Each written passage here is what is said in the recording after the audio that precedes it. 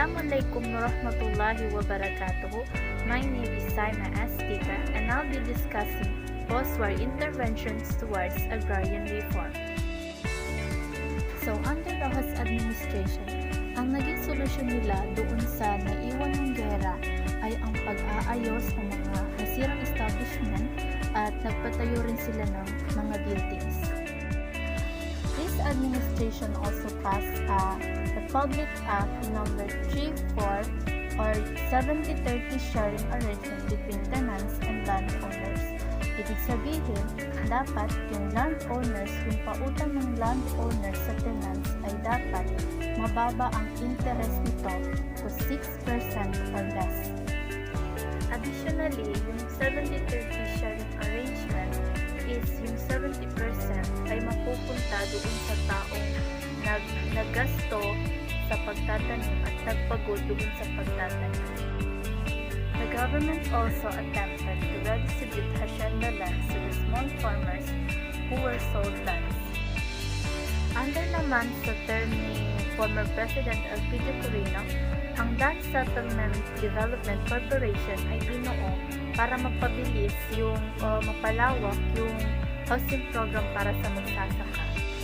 Pagdating naman sa term ni former President Ramon Magsaysay, yung Land Settlement Development Corporation ay naging National Resettlement and Rehabilitation Administration.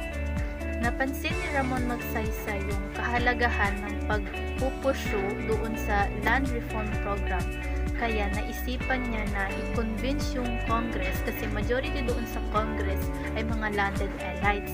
Kaya i-convince niya sila para mapass yung legislation para ma-improve yung land reform situation ng mga magsasaka. Ang Republic Act number 1199 or Agricultural Tenancy Act ay pinipasa para mabuo yung relationship between ng landholders at ng tenants farmers at para ding maprotektahan at mapalakas yung rights ng tenants at yung tenancy practices. Sa pamamagitan ng batas na ito, ang Court of Agricultural Relations ay binuo noong 1955 para ma-improve yung kaligtasan ng tenants farmers at para din maayos yung rentals issues ng pangungupahan ng tenants at pati na rin yung hindi pagkakaunawaan between the landowners pati ng mga magsasaka. Additionally, under the term of former President Ramon Magsaysay, mayroong dalawang organization na binuo. Ang first is ang Agricultural Tenancy Commission and the second is Agricultural Credit and Cooperative Financing Administration. Ang Agricultural Tenancy Commission ay binuo rin para pangasiwaan ng mga problema about tenancy. Meanwhile, ang Agricultural Credit and Cooperative Financing Administration ay binuo para magpatayo ng mga warehouse facilities para sa mga farmers at para din ma-assist yung mga farmers sa marketing products nila. Pinangunahan ng administration ang pagtatatag ng Agricultural and Industrial Bank para ma-provide yung pinakamadaling tuntunin na i-a-apply rin sa mga bahay-bahay sa bukid. Ang National Resettlement and Rehabilitation Administration ay pinadali ang housing program at ang distribution of agricultural land sa mga tenants at magsasakang walang lupa. Naglalayon din ito na ma-convince yung mga members ng rebelde sa Central Luzon at para maayos yung lugar wherein doon sila maninirahan as a peaceful citizens. Sa kabila ng pagiging effort ng administrasyon para sa agrarian reform, ang sitwasyon ng mga magsasaka ay nananatiling mahirap since ang government ay kulang sa budget at support services para sa programa. Sa kabila ng pag-convince ng former President Ramon Magsaysay doon sa Congress para maipasa yung legislation, hindi nag-fully cooperate yung mga landed elites para sa programang iyon at ni-criticize nila yon. During the administration of former President Diosdado Macapagal, dito na nagkaroon ng malaking pagbabago sa land reform sa tulong ng Republic Act number 3844 or Agricultural Land Reform Reform Code. This code abolished the tenancy in the Philippines and prescribed a program to convert tenant farmers to lessees and later on owner cultivators. Aim din ito na palayain ang mga tenants at bigyang diin ang owner cultivatorship, kalayaan, pantay-pantay, pagbuti ng productivity at ang land distribution sa mga magsasaka. From a primary source, Declaration of Policy under Republic Act No. 3844 or Agricultural Land Reform Code. To establish owner cultivatorship and the economic family-sized farm as the basis of Philippine agriculture and as consequence, divert landlord capital in agriculture to industrial development.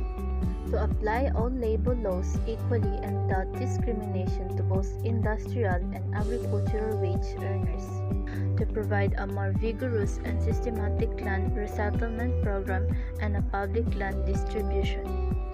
To make the small farmers more independent, self-reliant, and responsible citizens and a source of genuine strength in our democratic society. To sum it up, this code was made to have an equity, land, house, security, and a vigorous farmers to have an industrial development. And that is all for my topic. Thank you for watching and wassalam. Agrarian reform efforts under Marcos. President Ferdinand Marcos declared martial law on 1972, enabling him to essentially wipe out the landlord-dominated Congress. Through his technocrats, he expanded the executive power to start a fundamental restructuring of a government. He also solved the deep structural problem of the countryside. President Marcos issued the Presidential Decree No. 27 or the Code of Agrarian Reform of the Philippines. This shall apply to the tenant farmers or private agricultural land primarily under a system of sharecrops and lease tenancy, whether classified as landed state or not. Dito, binigyan ni President Marcos ng karapatan ang mga farmers na bigyan ng lupa. 5 hectares if not irrigated and 3 hectares if irrigated. Dito sa mga lupang ibibigay sa kanila, pwede silang magtanim o magtayo ng kanilang sariling bahay. In all cases, the landowner may retain an area not more than 7 hectares if such landowner is cultivating area or now will cultivating it. In determining the cost of the land to be transferred to the tenant farmers will be equivalent to 2.5 times average harvest of 3 normal crops years immediately preceding to the promulgation of this decree. Total cost of the land, including the interest at the rate of 6% per annum, shall be paid by the tenant in 15 years of 15 equal annum amortization. In case of default, the amortization due shall be paid by the tenant farmers cooperative in which the defaulting tenant farmers is a member with the cooperative having a right to recourse against him. No title to the land owned by the tenant farmers will be issued to the tenant farmers unless and until the tenant farmer has become a full-fledged member of a duly recognized farmers cooperative. Title to the land acquired pursuant to this decree shall not be transferable except by the hereditary succession or the government in accordance with the provision of this decree and other existing. The Department of Agrarian Reform, through its secretary, is hereby empowered to promulgate these rules and regulations for the implementation of this decree. Operation Land Transferred, tenant of more than 7 hectares on rice and corn plants commence, and through the legal conclusion and improvement delivery of a support service to the small farmers, agrarian reform seems to be finally achievable. Under the Rice Self-Sufficiency Masagana 99, ang mga farmers ay pwedeng humiram sa bangko ng 3 hectares na lupa at mga agricultural na inputs. However, the landlord can still find ways to circumvent the law because only the rice and corn were the focus of agrarian reform. Some landlords only needed is to change crop to exempt from the program, such as coconut and sugar lands. Lands worked by wage labor were also exempt from the program, so that the landed elite only had to evict their tenants and hired workers instead. Landlessness increased, which made it all more difficult from the program to succeed because landless peasants we excluded from the program. Maraming iba't ibang paraan na ginamit ng mga tao upang mapanatili ang kanilang kapangyarihan at mangibabaw, which worse by the corruption of Marcos and his cronies, who were also involved in the agricultural sector.